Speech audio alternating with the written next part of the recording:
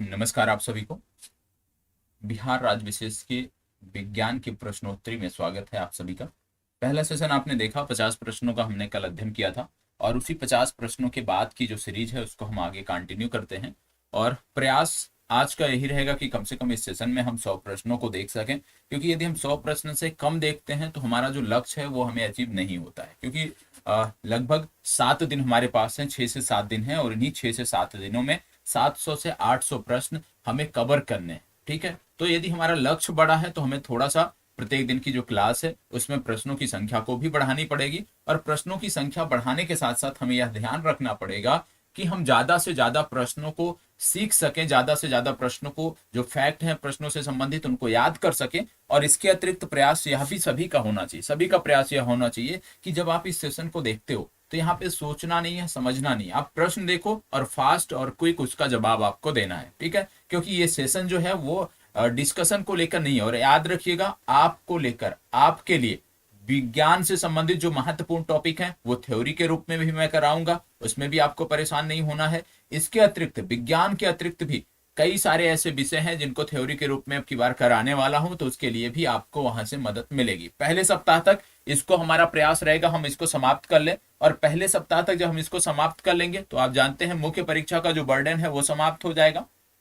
और मुख्य परीक्षा का जब बर्डन समाप्त हो जाएगा तो हमारा प्रयास यही रहेगा कि हम प्रारंभिक परीक्षा को लेकर 100% काम कर सकें, 100% चीजें हम प्रारंभिक परीक्षा के संदर्भ में कर सकें। तो चलिए आज के सेशन की शुरुआत करते हैं। पहला बोला जा रहा है, यहाँ पे ईस्ट की बात हो रही है, बोला जा रहा है ईस्ट एक क्या है, बताइएगा। ईस्ट एक है क्या? बायोफाइटा, कवक, शैवाल या जीवाणु। ईस्ट क्या है आपको बताना है। चलिए फास्ट जवाब दीजिएगा। ईस्ट है क्या ये आपको बताना है। याद रखिएगा एसटी लिखा है, एसटी नहीं, मतलब ईस्ट की बात हो रही है, टाइपिंग एरर है, इग्नोर करना है। यहाँ पे ईस्ट की बात हो रही है तो आपको बता दें ईस्ट एक कवक है। बी विकल्प इस प्रश्न के लिए सही उत्तर होगा। आगे बढ़ते हैं। ब्रेड बनाने में इस्तेमाल किया जाने वाला खमीर, बताइएगा। ब्रेड बनाने में इस्तेमाल किया जाने वाला खमीर किण्वन के लिए उत्प्रेरक के रूप में कार्य करता है, किण्वन की प्रक्रिया में मदद नहीं करता है, संरक्षण के रूप में कार्य करता है, इससे स्वादिष्ट बनता है। बताइएगा, ब्रेड बनाने में किया जाने वाला जो खमीर है उसके संदर्भ में आपको यहाँ पे कथनों पर विचार करना है। चलिए अपना जवाब बताइएगा कि इसका जवाब क्या होगा। याद रखना है हमें कि हमें फास्ट जवाब देना है, क्विक रिस्पॉन्स करना है यहाँ पे। चलिए प्रश्न संख्या 52 के लिए जवाब दीजिएगा। प्रश्न संख्या 52 के लिए जवाब दीजिएगा। इसका उत्तर क्या है? इसका उत्तर है, याद रखिएगा, यहाँ पे है उत्प्रेरक। इसको करेक्ट कर लीजिएगा, ये है उत्प्रेरक। ठीक है, उत्प्रेरक की बात हो रही है। यहाँ पे उठोरक लिखा है, इसको इग्नोर करिएगा। उत्प्रेरक की बात हो रही है। किण्वन के लिए उत्प्रेरक के रूप में कार्य करता है, किण्वन की प्रक्रिया में मदद नहीं करता है, संरक्षक के रूप में कार्य करता है, या इससे स्वादिष्ट बना देता है। इसे स्वादिष्ट, इसे स्वादिष्ट बना देता है, आपको बताना है। देखो टाइपिंग एरर है, उसको हमें समझना है, इग्नोर करना है। ठीक है, तो ब्रेड बनाने में यदि हम बात किया जाए तो इस्तेमाल किया जाने वाला जो खमीर है ये क्या करता है? किण्वन के लिए उत्प्रेरक का कार्य करता है। ए विकल्प आपका सही उत्तर है। तो खमीर क्या है? किण्वन के लिए उत्प्रेरक का कार्य करता है। आगे बढ़ते हैं। निम्नलिखित में से किसे बॉन्डिंग के माध्यम से तैयार किया जाता है, बताइएगा। इसको बताइएगा, निम्नलिखित में से किसे बॉन्डिंग के माध्यम से तैयार किया जाता है। 4 विकल्प इसमें हैं, इन 4 विकल्पों में से आपको अपने उत्तर का चुनाव करना है। बताइएगा, इनमें से किसे बॉन्डिंग के माध्यम से तैयार किया जाता है। कौन कौन से विकल्प हैं? प्लाज्मोडियम, अमीबा, ईस्ट या पैरामीशियम। इनमें से कौन से हैं जिनको हम बॉन्डिंग के माध्यम से तैयार करते हैं? तो याद रखिएगा, जो ईस्ट है इसके तैयार करने की जो प्रक्रिया है वो बॉन्डिंग की प्रक्रिया है। बॉन्डिंग के माध्यम से हम इसको तैयार करते हैं। चलिए इसको बताइएगा, पेनिसिलिन का आविष्कार किसने किया? पेनिसिलिन का आविष्कार किसने किया? फास्ट जवाब दीजिएगा। पेनिसिलिन का आविष्कार किसने किया ये आपको बताना है। चलिए बताइएगा, पेनिसिलिन का आविष्कार किसने किया? बताइएगा, पेनिसिलिन का आविष्कार किसने किया, आपको बताना है। फास्ट जवाब दीजिएगा, पेनिसिलिन का आविष्कार किसने किया। याद रखना है, अलेक्जेंडर फ्लेमिंग ने पेनिसिलिन का आविष्कार किया था। याद रखना है, बी विकल्प आपका सही उत्तर है। ठीक है, चलिए इसको बताइएगा, प्रतिजीव पेनिसिलिन किससे प्राप्त होता है? बताइएगा, प्रतिजीव पेनिसिलिन किससे प्राप्त होता है? चार विकल्प यहाँ आपके पास हैं, इन चार विकल्पों में से आपको चुनाव करना है। किससे प्राप्त होता है? कृत्रिम प्रोसेस से, एक जीवाणु से, कवक से, या विषाणु संक्रमित कोशिकाओं से। यहाँ पे किसकी बात हो रही है? यहाँ पे बात हो रही है प्रतिजीव पेनिसिलिन की। और प्रतिजीव पेनिसिलिन की जब आप बात करते हो, इसको तैयार किया जाता है कवक से। सी विकल्प इस प्रश्न के लिए सही उत्तर होगा। इसको बताइए, अल्फा विष किससे बनते हैं? अल्फा विष किससे बनते हैं आपको बताना है। फास्ट जवाब, अल्फा विष किससे बनते हैं? कवक से बनते हैं, शैवाल से बनते हैं, जीवाणु से बनते हैं, या विषाणु से बनते हैं? अल्फा विष किससे बनते हैं आपको बताना है। चलिए बताइएगा, अल्फा विष किससे बनते हैं?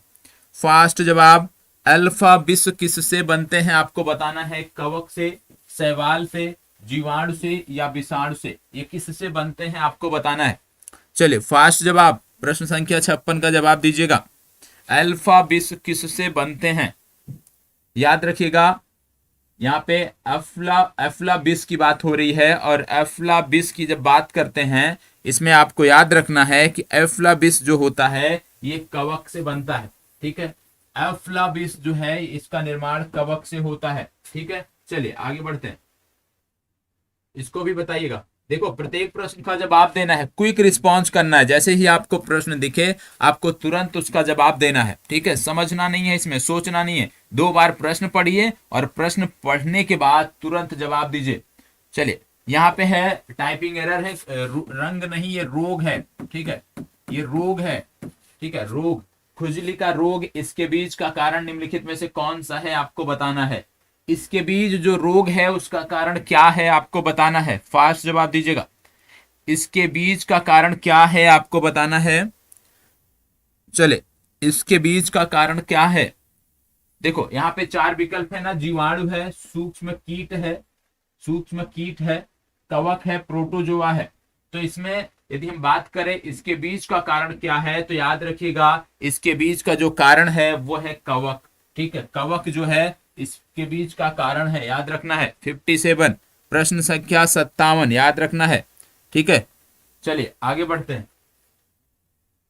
अगला प्रश्न आपके सामने है, लाइकेन जो एक, याद रखिएगा इस प्रश्न को, सबसे पहले कोई भी प्रश्न जो आपके पास जाए उसको अच्छे से ध्यान से पढ़ना है। ठीक है, लाइकेन जो एक नग्न चट्टान पर भी पारिस्थितिक अनुक्रम को प्रारंभ करने में सक्षम है, वास्तव में किनके सहजीवी साहचर्य हैं आपको बताना है। चलिए, लाइकेन जो एक नग्न चट्टान पर भी पारिस्थितिक अनुक्रम को प्रारंभ करने में सक्षम है, वास्तव में किनके सहजीवी साहचर्य हैं बताइएगा। फास्ट जवाब,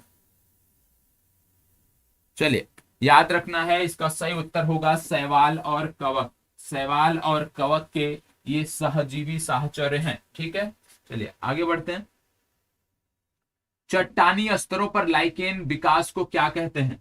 चट्टानी स्तरों पर लाइकेन विकास को क्या कहते हैं बताइएगा।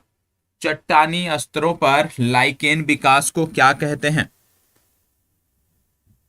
चट्टानी स्तरों पर लाइकेन विकास को क्या कहते हैं आपको बताना है।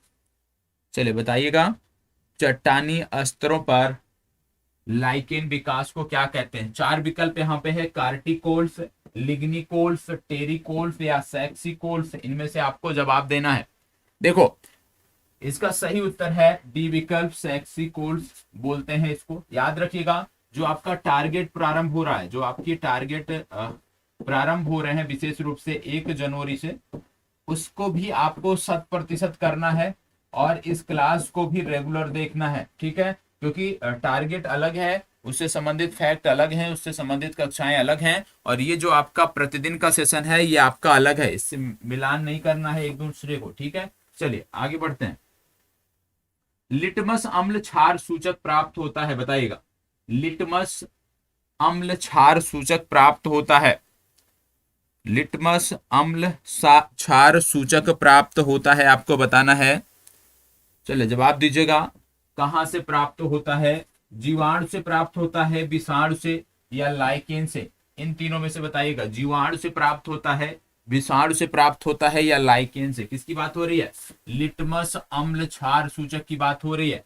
याद रखिएगा, लिटमस अम्ल क्षार सूचक की यदि हम बात करते हैं तो लिटमस अम्ल जो क्षार सूचक है ये लाइकेन से प्राप्त होता है। किससे प्राप्त होता है? लाइकेन से ये प्राप्त होता है। बी विकल्प आपका सही उत्तर है। ठीक है, चलिए आगे बढ़ते हैं। इसको बताइएगा, निम्नलिखित में से कौन सा वायु प्रदूषण के जैविक सूचक का प्रसिद्ध उदाहरण है? क्या बोला जा रहा है?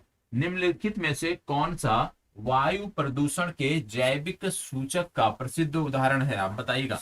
लाइकेन्स, गुलाब का पौधा, मेथिल मर्क्यूरी या सूरजमुखी का पुष्प। क्या बोला जा रहा है? वायु प्रदूषण के जैविक सूचक का प्रसिद्ध उदाहरण कौन सा है? बताइएगा। जैविक सूचक का प्रसिद्ध उदाहरण कौन सा है आपको बताना है। चलिए जवाब दीजिएगा। देखो, इसका जो प्रसिद्ध उदाहरण है वो है लाइकेन्स। याद रखना है, लाइकेन्स। ठीक है, चलिए आगे बढ़ते हैं। अगला प्रश्न, आयोडीन किससे प्राप्त होता है? बताइएगा। आयोडीन किससे प्राप्त होता है? तो कॉमन सा प्रश्न है, सबको पता होगा। आयोडीन किससे प्राप्त होता है आपको बताना है।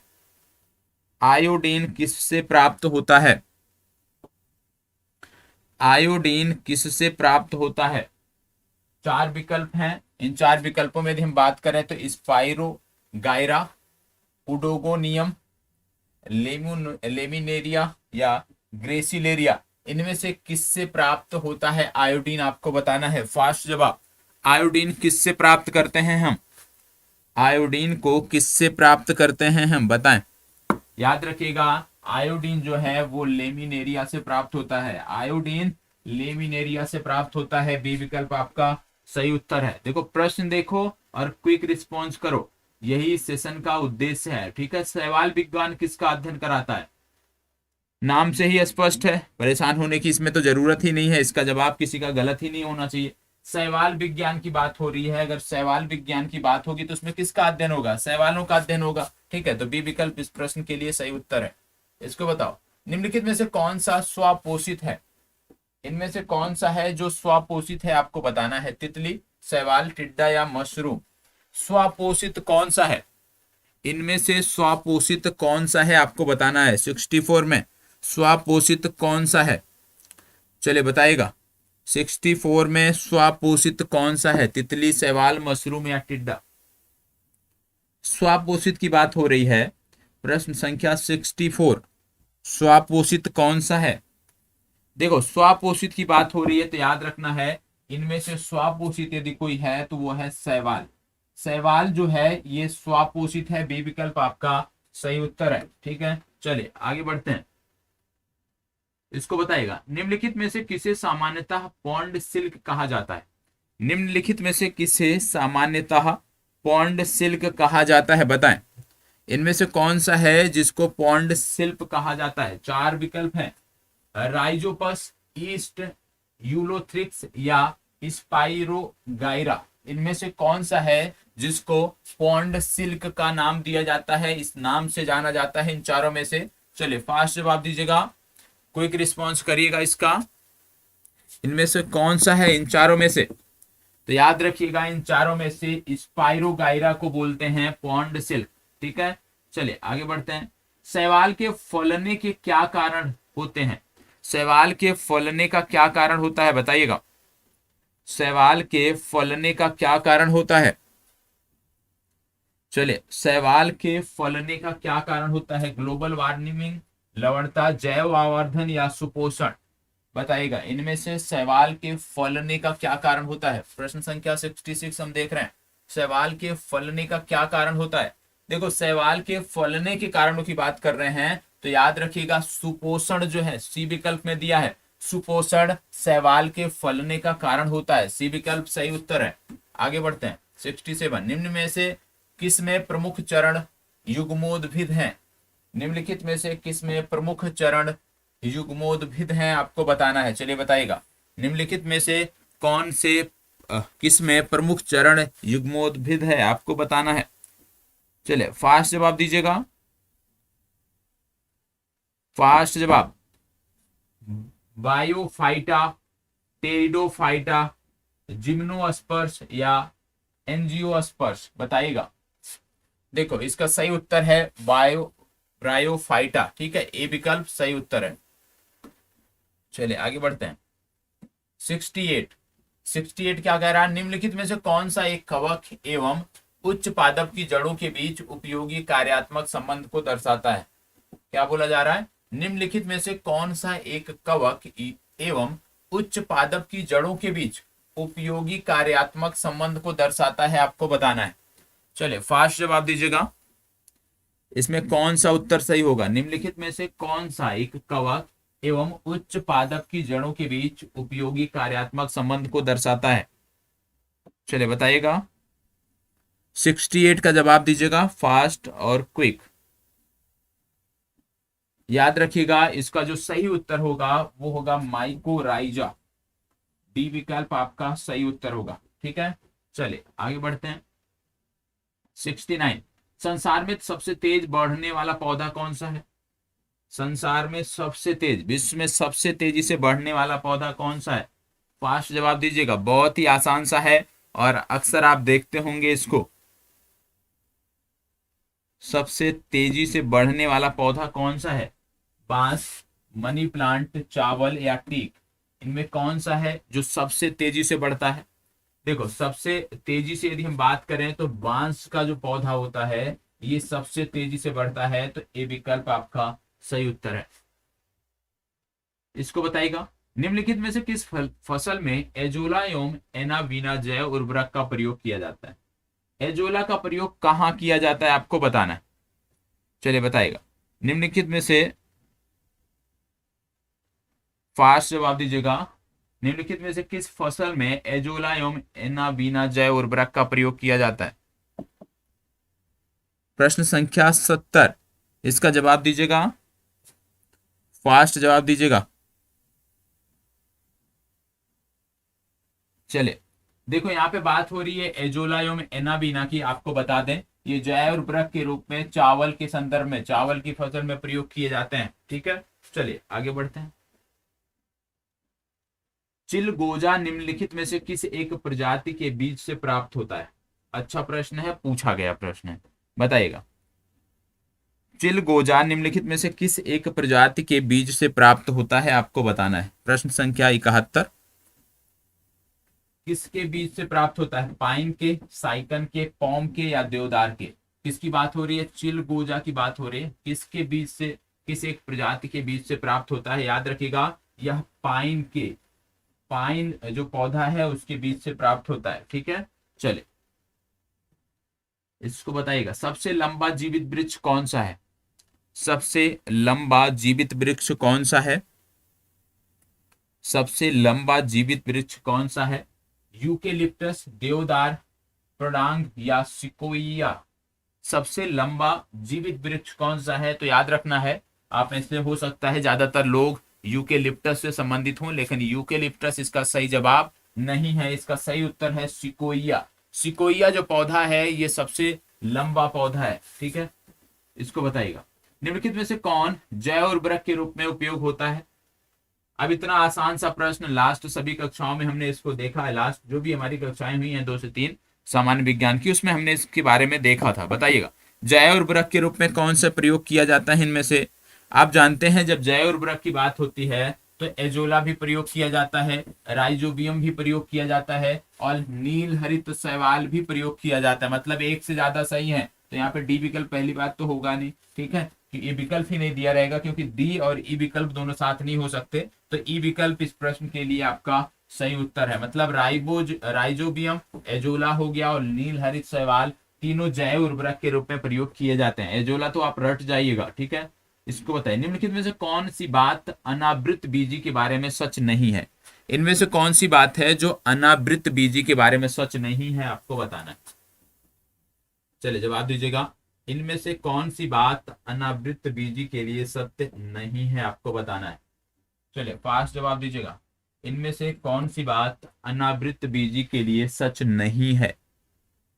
फास्ट जवाब दीजिएगा, कौन सी बात सच नहीं है। देखो यहाँ पे क्या क्या चीजें दी हुई हैं। प्रमुख चरण सेप्रोफाइट्स होता है, संवहनी बंडल अनुपस्थित होते हैं, बीजाणु हेरेटोस्पेरोस होते हैं या फूल अनुपस्थित होते हैं, आपको बता दें संवहनी बंडल अनुपस्थित होते हैं। बी विकल्प इस प्रश्न के लिए सही उत्तर है। ठीक है, चलिए आगे बढ़ते हैं।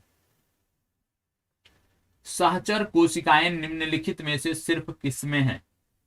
इनमें से किसमें सिर्फ सहचर कोशिकाएं आपको देखने, किसी एक में ही सिर्फ सहचर कोशिकाएं हैं, वो कौन सा है? किसमें आपको सहचर कोशिकाएं देखने को मिलती हैं, बताएं।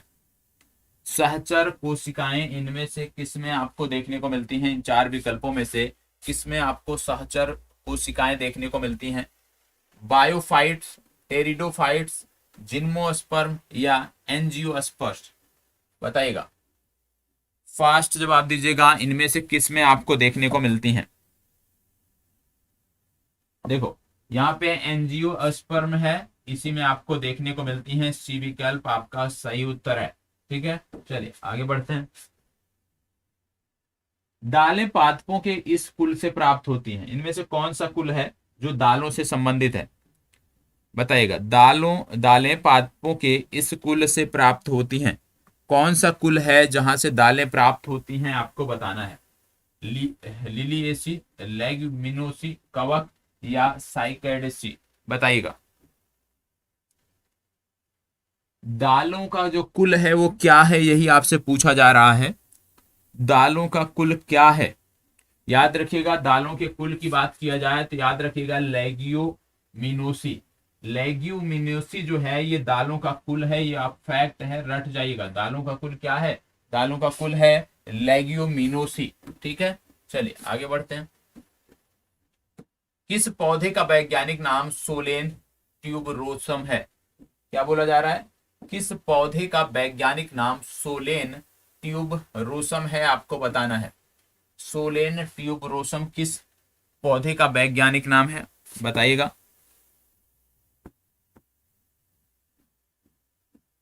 यहां पे सोलेनम होना चाहिए, सोलेनम। ठीक है, सोलेनम ट्यूबरोसम। बताइएगा, सोलेनम ट्यूबरोसम किस पौधे का वैज्ञानिक नाम है? फास्ट जवाब दीजिएगा, किस पौधे का वैज्ञानिक नाम है? देखो अच्छा है, याद रखिएगा, अभी तक नहीं पता था, यह आलू का वैज्ञानिक नाम है। ए विकल्प याद रखिएगा, आलू का वैज्ञानिक नाम क्या है? सोलेनम ट्यूबरोसम, यह आलू का वैज्ञानिक नाम है। रट जाना है आपको, कभी भी गलती नहीं करना है आगे से। आगे बढ़ते हैं। मेंगीफेरा इंडिका किसका वैज्ञानिक नाम है? ये तो सब जानते होंगे। मेंगीफेरा इंडिका, बताइएगा ये किसका वैज्ञानिक नाम है? प्रश्न संख्या 78, मेंगीफेरा इंडिका किसका वैज्ञानिक नाम है? यदि आपको ये भी नहीं पता है तब तो फिर चिंता का विषय है, फिर आपको जीरो से शुरुआत करनी पड़ेगी जीव विज्ञान में। देखो मेंगीफेरा इंडिका की बात करें, ये आम का वैज्ञानिक नाम है। ठीक है, आम का वैज्ञानिक नाम है मेंगीफेरा इंडिका। और आपने आलू का भी वैज्ञानिक नाम अभी देखा है। आगे बढ़ते हैं। डेलोनिक्स रजिया रफिन, डेलोनिक्स रजिया रफिन किसका वैज्ञानिक नाम है, आपको बताना है। बताइएगा, डेलोनिक्स रजिया रफिन किसका वैज्ञानिक नाम है? डेलोनिक्स रजिया रफिन किसका वैज्ञानिक नाम है? अच्छा प्रश्न है। बरगद, इमली, चीकू या गुलमोहर, किसका वैज्ञानिक नाम है डेलोनिक्स रजिया रफिन? देखो डेलोनिक्स रजिया रफिन की यदि हम बात करें, फास्ट जवाब दीजिएगा। ठीक है, और सही जवाब आना चाहिए। देखो वैज्ञानिक नाम से जुड़े हुए प्रश्न बनते ही हैं आपकी परीक्षा में, सबको पता है, तो इसका अच्छे से जवाब देना है। यहाँ पे बता दें, डेलोनिक्स रजिया रफिन की बात करते हैं, ये गुलमोहर का वैज्ञानिक नाम है। बी विकल्प सही उत्तर है। ठीक है, चलिए। और आज आपको कम से कम इस प्रकार का जो सेशन चल रहा है, इससे इतना तो पता चल जा रहा होगा ना कि आपकी तैयारी जीव विज्ञान की कितनी है। और यदि आपको आईना यहां से दिख रहा है ना, तो आपको उस संदर्भ में काम करने की भी जरूरत है। इसको बताइएगा। प्रश्न संख्या 80, आजादी राचता इंडिका निम्न में से किसका वैज्ञानिक नाम है? फास्ट जवाब दीजिएगा, फास्ट जवाब दीजिएगा। आजादी राचता इंडिका निम्न में से किसका वैज्ञानिक नाम है? फास्ट जवाब दीजिए। चार विकल्प है ना, गुलाब का पौधा, सेब का पेड़, आम या नीम। नाम थोड़ा सा बड़ा है, आजादी राचता इंडिका। यदि हम बात करें आजादी रास्ता इंडिका किसका वैज्ञानिक नाम है, तो याद रखना है नीम का पौधा, ये जो औषधीय पौधा नीम है ना, इसी का वैज्ञानिक नाम है आजादी रास्ता इंडिका। तो इसको आपको याद रखने की जरूरत है। तो 3 से 4 अभी वैज्ञानिक नाम आपने देख लिए हैं, ठीक है। अभी आगे भी देखना है। अगला है आर्टोकार्पस इंट्रीगा किसका वैज्ञानिक नाम है, बताएं। फास्ट जवाब दीजिएगा। और वैज्ञानिक नाम वाले प्रश्न पूछे जाते हैं तो इनमें से जो कुछ प्रमुख हैं उनका नाम आप याद रख लीजिएगा, ठीक है। बताइएगा आर्टोकार्पस इंट्रीका ये किसका वैज्ञानिक नाम है, बताइएगा। आर्टोकार्पस इंट्रीगा ये किसका वैज्ञानिक नाम है। अमरूद, सिल्वर ओक, कटहल या अनानास, ठीक है। यहाँ पे आपको बता दें जो कटहल है इसका वैज्ञानिक नाम है आर्टोकार्पस इंट्रीगा, ठीक है। तो ये आपको पता होना चाहिए, आर्टोकार्पस इंट्रीगा ये कटहल का वैज्ञानिक नाम है। आगे बढ़ते हैं। कुछ जड़ें जिन्हें कहा जाता है वो मूल अलावा किस अन्य अंग से उत्पन्न होती हैं, इसमें थोड़ा सा एरर है, इसको सही कर लीजिएगा। कुछ जड़ें जिन्हें कहा जाता है वो मूल के अलावा किसी अन्य अंग से उत्पन्न होती हैं, मूल के अलावा किसी अन्य अंग से उत्पन्न होती हैं, वो कौन सी हैं बताना है। चलिए यहाँ पे एक जड़ की परिभाषा दी गई है, ठीक है। अब बोला जा रहा है कि वह कौन सी जड़ है जो मूल के अलावा किसी अन्य अंग से उत्पन्न होती है। वो कौन सी जड़ है जो मूल के अलावा किसी अन्य अंग से उत्पन्न होती है। मुख्य जड़, रेशेदार जड़ें, लट्ठा जड़ें या आकस्मिक जड़ें, इनमें से कौन सी जड़ है बताएं। फास्ट जवाब देना है, फास्ट जवाब देना है। चले फास्ट जवाब दीजिएगा इसका। इनमें से कौन सी जड़ें हैं जो मूल के अलावा किसी अन्य अंग से उत्पन्न होती हैं। मुख्य जड़, आकस्मिक जड़ें, रेशेदार जड़ें या लट्ठा जड़ें। आपको बता दें इसका सही उत्तर है आकस्मिक जड़ें, बी विकल्प आपका सही उत्तर है। चलिए आगे बढ़ते हैं। निम्नलिखित में से कौन सा पादपों का मुख्य अवशोषक अंग है। पादपों का मुख्य अवशोषक अंग कौन सा है बताइएगा। पादपों का मुख्य अवशोषक अंग कौन सा है बताना है। पादपों का मुख्य अवशोषक अंग कौन सा है। पादपों का मुख्य अवशोषक अंग कौन सा है आपको बताना है। केवल जड़, केवल पत्ती, केवल जड़ और पत्ती, जड़ पत्ती और बल्कल। क्या बोला जा रहा है, पादपों का मुख्य अवशोषक अंग कौन सा है। तो पादपों के मुख्य अवशोषक अंग की बात करें तो जो जड़ है वो पादपों का मुख्य अवशोषक अंग है, ठीक है।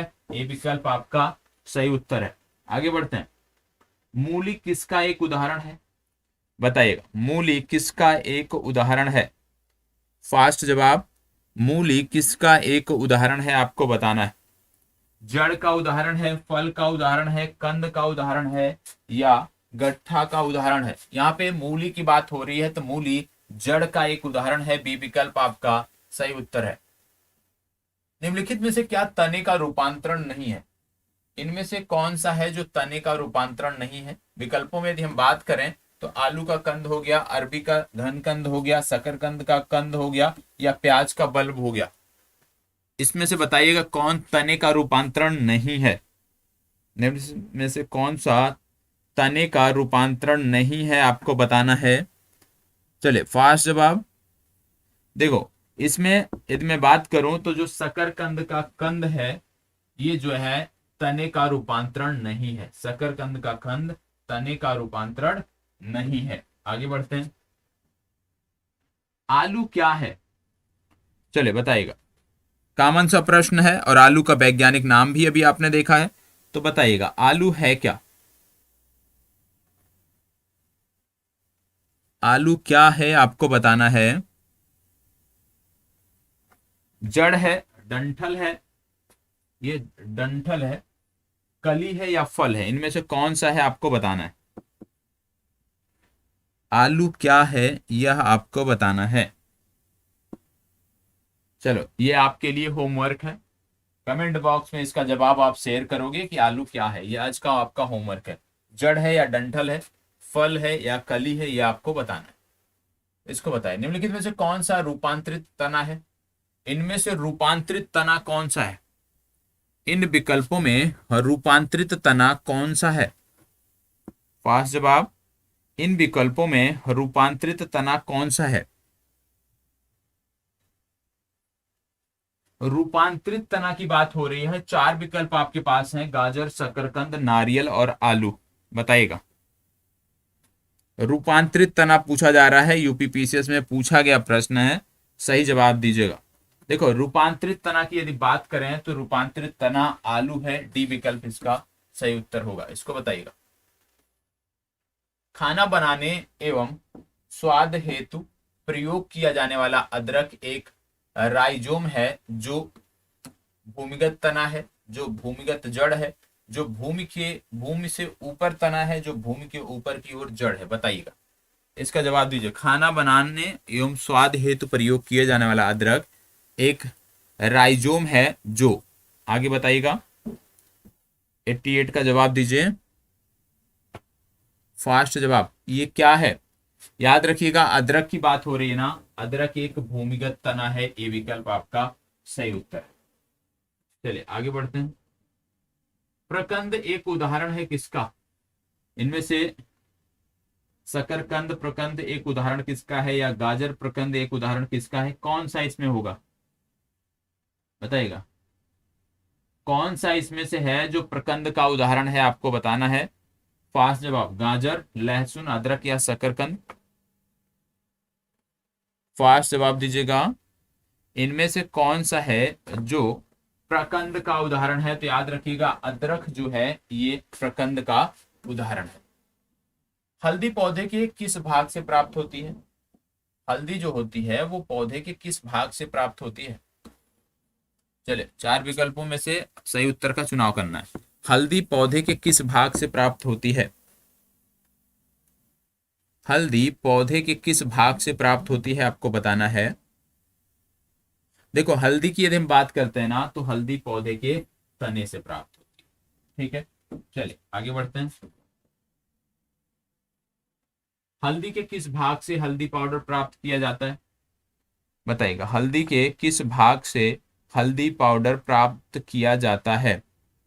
जवाब दीजिएगा। हल्दी के किस भाग से हल्दी पाउडर प्राप्त किया जाता है? सुखाया हुआ प्रकंद, सुखाया हुआ मूल, बीज या सुखाया हुआ फल से? देखो, हल्दी की जब बात करते हो तो हल्दी सुखाया हुआ प्रकंद जो है, इसी से हल्दी पाउडर बनता है, तो ए विकल्प सही उत्तर है। इसको बताइएगा। किस पादप में तना संचयन तथा चिरकालिकता का कार्य करता है? किस पादप में तना संचयन तथा चिरकालिकता का कार्य करता है, आपको बताना है। 92 का जवाब दीजिएगा। किस पादप में तना संचयन तथा चिरकालिकता का कार्य करता है, आपको बताना है। फास्ट जवाब, शकरकंद, प्याज, हल्दी, टमाटर। इनमें से सही कौन सा होगा, आपको बताना है। इन चारों में से सही कौन सा होगा, आपको बताना है। शकरकंद, प्याज, हल्दी, टमाटर, बताइएगा, इनमें से सही कौन सा होगा? आपको बता दें, इसका सही उत्तर है हल्दी। ठीक है, चलिए आगे बढ़ते हैं। काली मिर्च का पौधा क्या है? काली मिर्च का पौधा क्या है? फास्ट जवाब, काली मिर्च का पौधा क्या है? बताइएगा, काली मिर्च का पौधा क्या है? झाड़ी है, छोटा वृक्ष है, बेल या लता? बताइएगा, काली मिर्च का जो पौधा है वो है क्या? देखो, काली मिर्च के पौधे की जब बात करते हैं, वो बेल या लता की श्रेणी में आता है, सी विकल्प आपका सही उत्तर हो। आगे बढ़ते हैं। प्याज में खाद्य भाग कौन सा होता है? मांसल, पर्ण, जड़, तना या पुष्प? देखो, ये डेली यूजेस की चीजें हैं, इसके बारे में तो कम से कम याद रखना है हमें। तो प्याज में खाद्य भाग कौन सा होता है, आपको बताना है। जड़, तना, पुष्प या मांसल, पर्ण? देखो, प्याज के संदर्भ में यदि हम बात करें तो इनका जो मांसल पर्ण होता है, यही खाद्य भाग के रूप में प्रयोग किया जाता है, तो ये विकल्प सही उत्तर है। इसको बताइएगा। प्याज में खाद्य पदार्थ किस रूप में संचलित होता है, बताएं। प्याज में खाद्य पदार्थ, प्याज में खाद्य पदार्थ किस रूप से, याद रखिएगा, संचयित होता है? किस रूप से संचयित होता है आपको बताना है। संचयित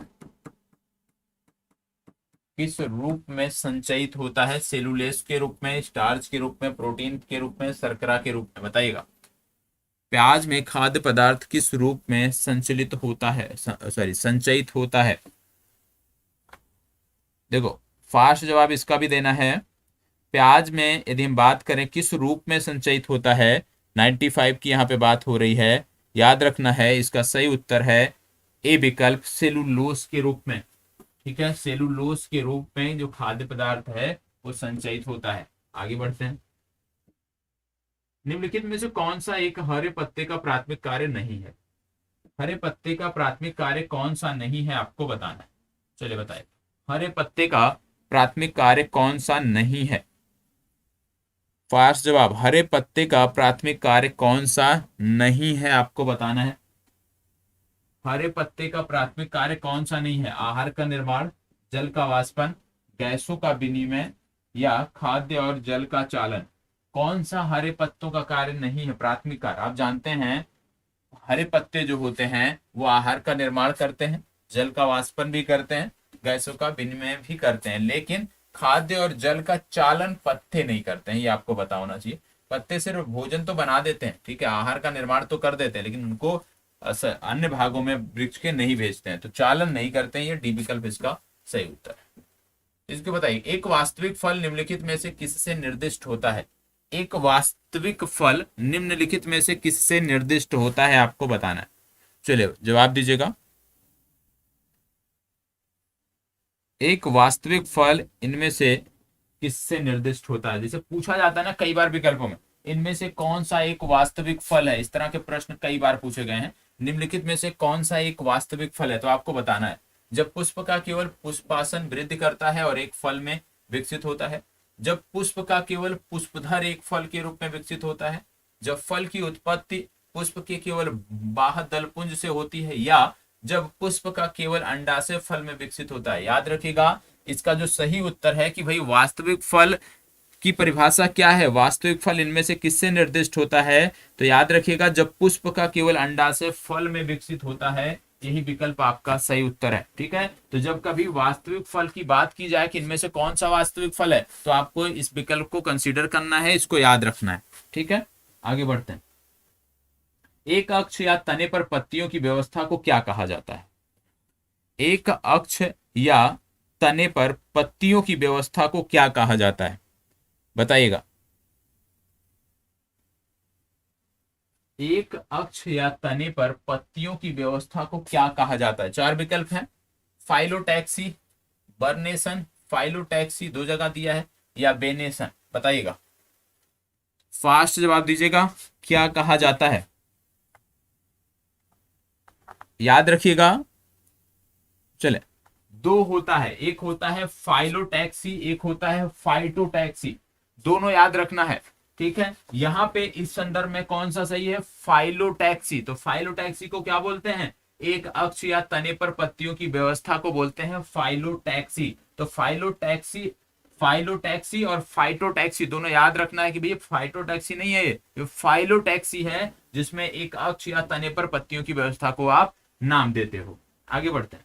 घट पर्णी में के निम्नलिखित भागों में से कौन सा एक घट में रूपांतरित होता है, बताइए।